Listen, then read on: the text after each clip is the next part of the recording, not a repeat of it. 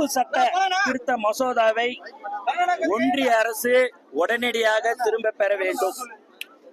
இந்த சட்டத்தில் தங்களுக்கு பாதிப்பு ஏற்படும் என்று இஸ்லாமியர்கள் தொடர்ந்து அச்சம் தெரிவித்து வருகிறார்கள். மேலும் அந்த அச்சம் அவர்கள் நன்றாகவே நமக்கு தெரிய இருக்கிறது.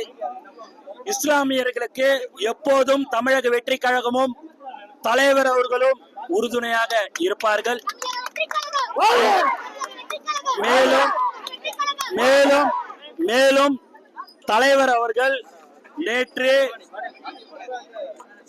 அறிக்கை ஒன்று வெளியிட்டிருக்கிறார். அதில் முழு விபரம் அதில் இருக்கிறது.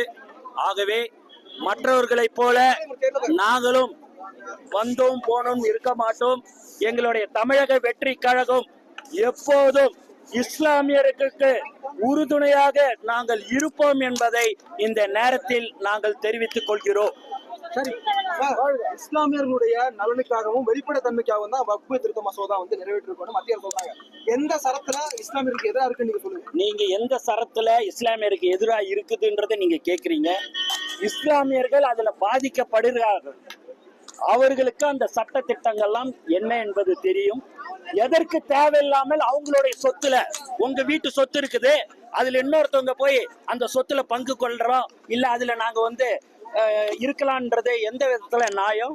அந்த மாதிரிதான் இந்த சட்ட மசோதாவை அவர்கள் திரும்ப பெற வேண்டும் என்று தமிழக வெற்றி கழகம் சார்பாக கேட்டுக்கொள்கிறேன். திரும்ப பெறறதுக்கு அவங்க எல்லாமே செய்யறது எல்லாமே வேலிட் ரீசனோட செய்யறாங்க. எதிர்ப்பா செய்யணும்னு இஸ்லாமியர்களுக்கு என்ன சார் ஒரு பாயிண்ட்? இஸ்லாமியர்களுக்கு மக்கள் தானே தேர்ந்தெடுத்தாங்க. மத்திய அரசு ஒன்றிய அரசை மக்கள் தேர்ந்தெடுக்கும் போது மக்கள் எந்த விருப்பத்தை சொல்கிறார்களோ அதுபடிதான் அரசு இருக்க வேண்டும்.